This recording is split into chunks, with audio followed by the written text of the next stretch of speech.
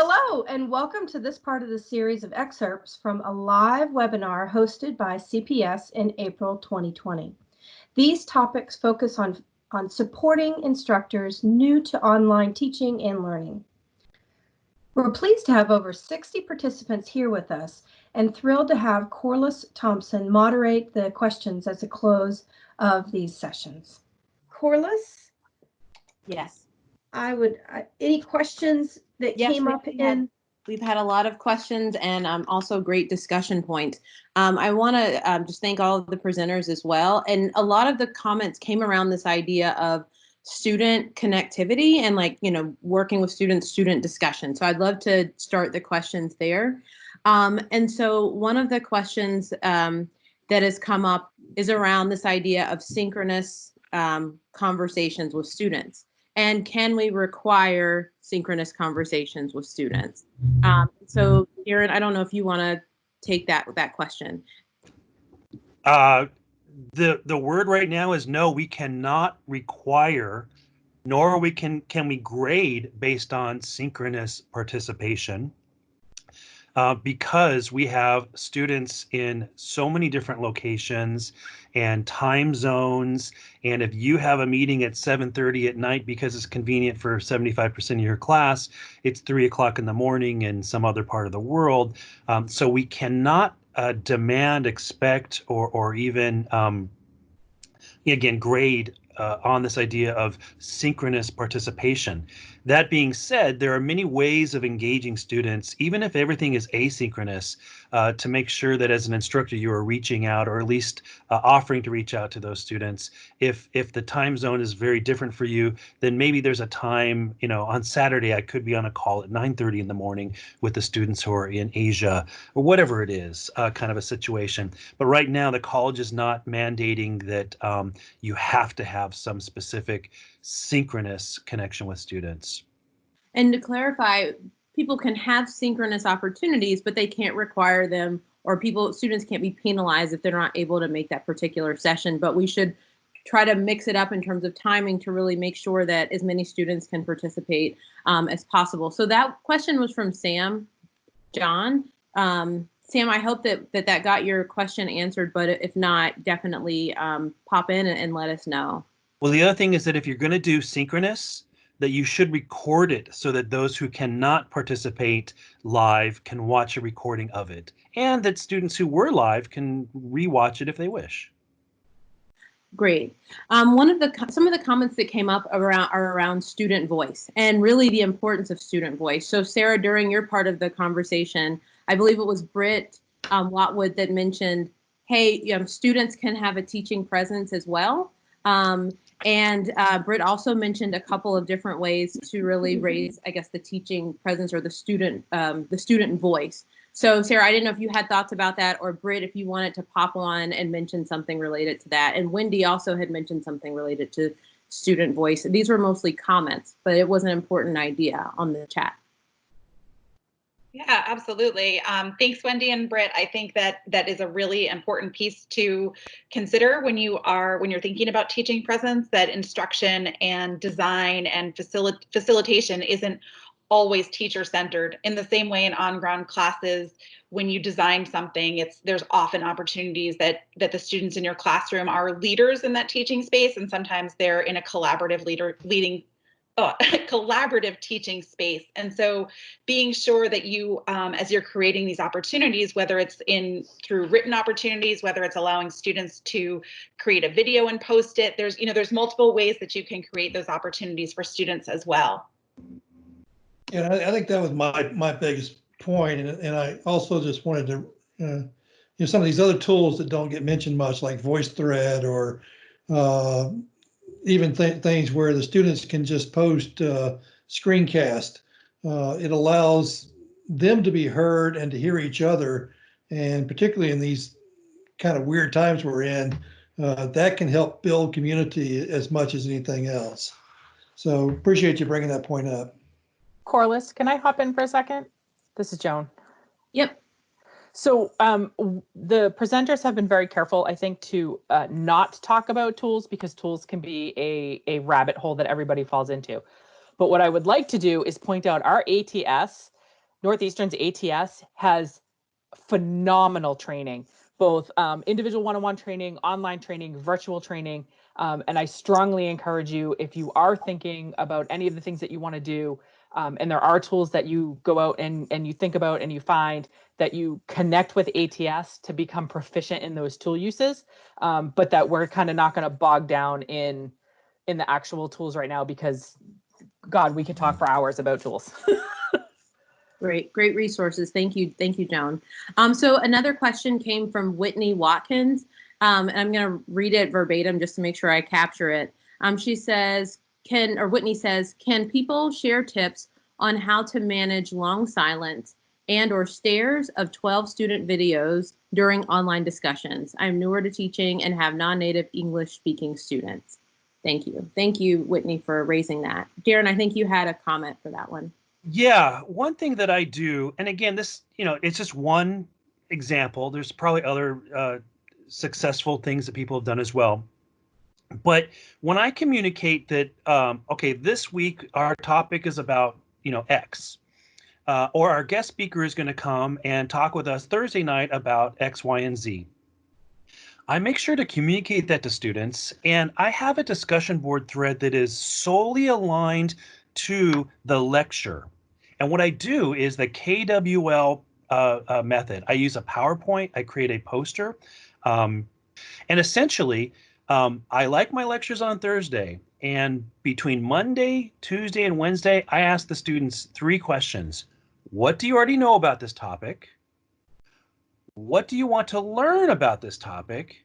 And what questions do you have for me or for the guest about this topic?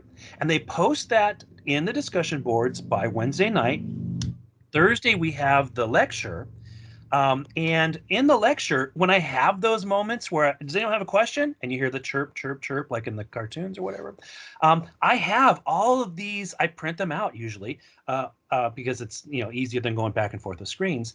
Here are all the questions that students already asked about this topic. So if I have that period of dead silence, well, Timmy asked this. That's a really good question. And wow, 3 students asked this same question here. Let's start off with what you've already asked. And so those students who can't be there live, those students who, even if they are there live, they would never speak. They would never raise their voice to ask a question. I've got those kind of real organic questions that students have. The last part of the poster is, what did you learn? That's the L part. What did you learn from this lecture? That's another part of that discussion board. So the lecture becomes a week-long process of student involvement, and I don't have to think that there was a missed opportunity when I have those long stares of students not responding to, do you have any questions, kind of a scenario. I do that every single week, whether I have a guest speaker or not, and I find that students like it because there's no such thing as a wrong answer in the what do you know about this topic. Great. Thank you, Darren.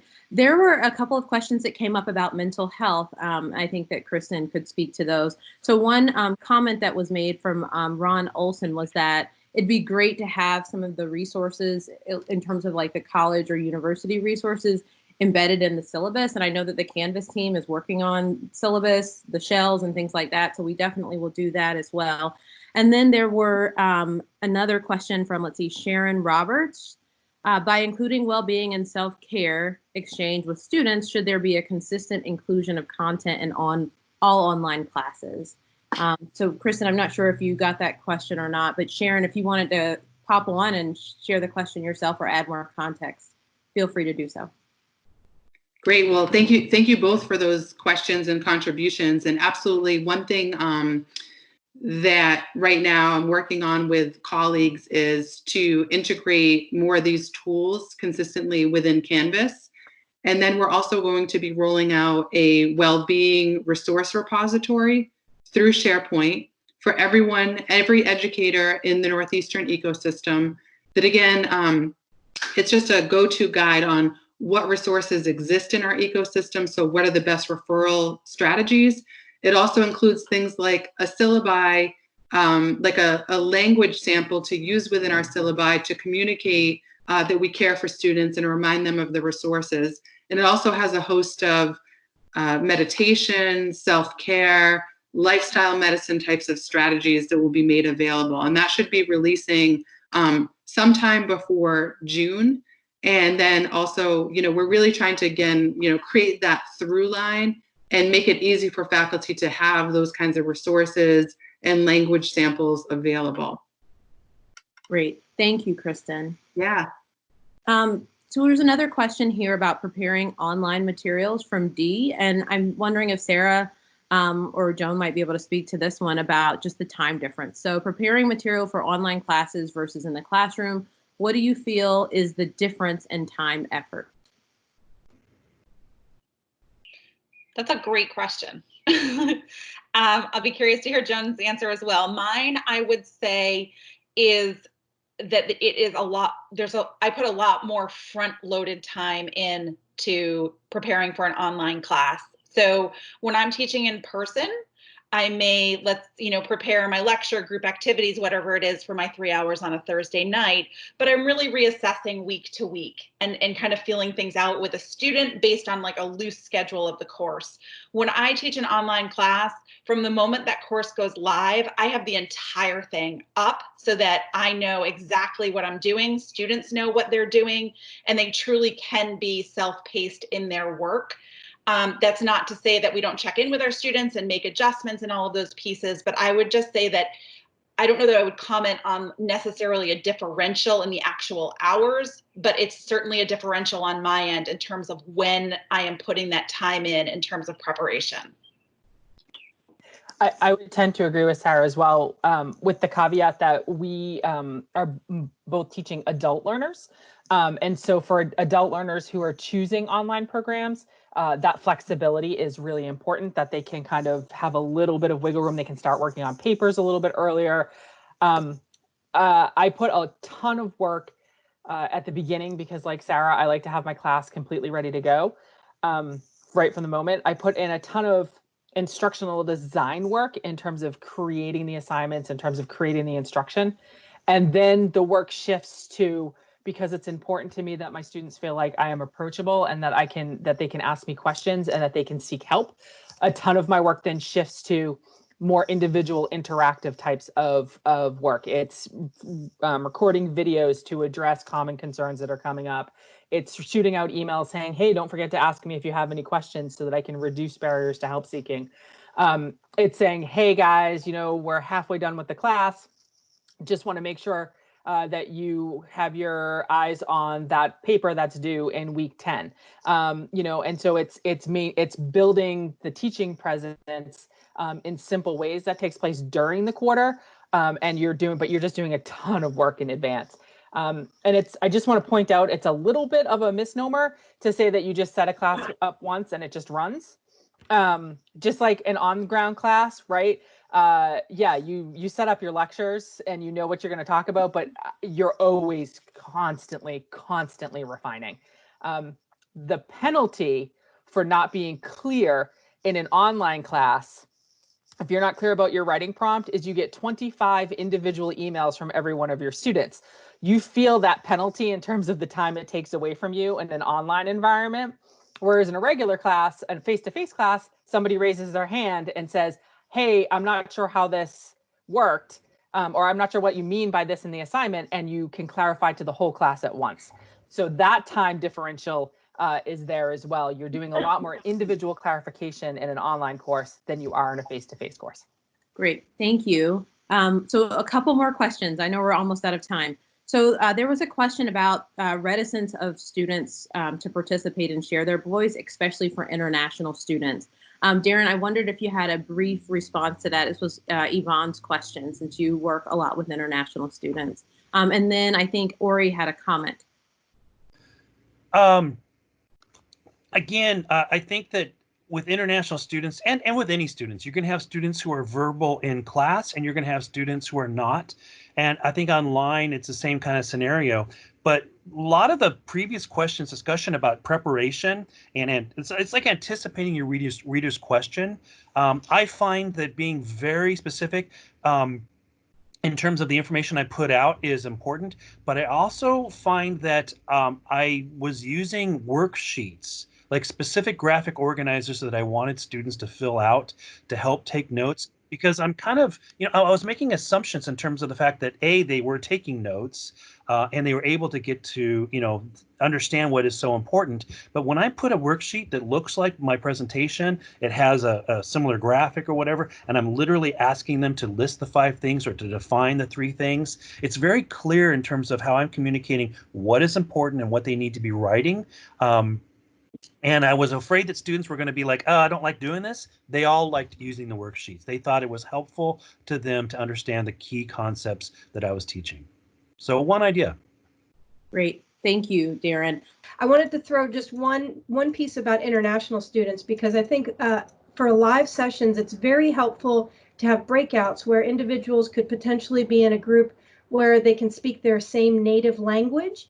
And as you pop in, you can always ask them, share what you've been talking about in English, but it does give a sense that they're creating that community within that synchronous environment. So I found that to be helpful. Ori, did you want to pop on and give us a comment about the FACT tool? I just want to put out one of my own, since people have raised issues regarding students who have anxiety, especially in this time when I think most of us have some anxiety about what's going on, that one really good thing you can do is submit a FACT report that notes a personal issue. That way their advisor is in the loop and can connect them with appropriate resources. That way you don't have to be managing that situation on your own. And also because the FACT system itself can be used as an engagement tool, because if a student's not doing well or there are other issues, submitting the FACT report means that they're also going to get that notification. So it can be a way to initiate a conversation with the student and also loop in their advisor in case they have other needs that would be better for the advisor to address. That's all. Thank you, Ori. Patty, we left you 1 minute. Don't forget to check out the other parts of this series.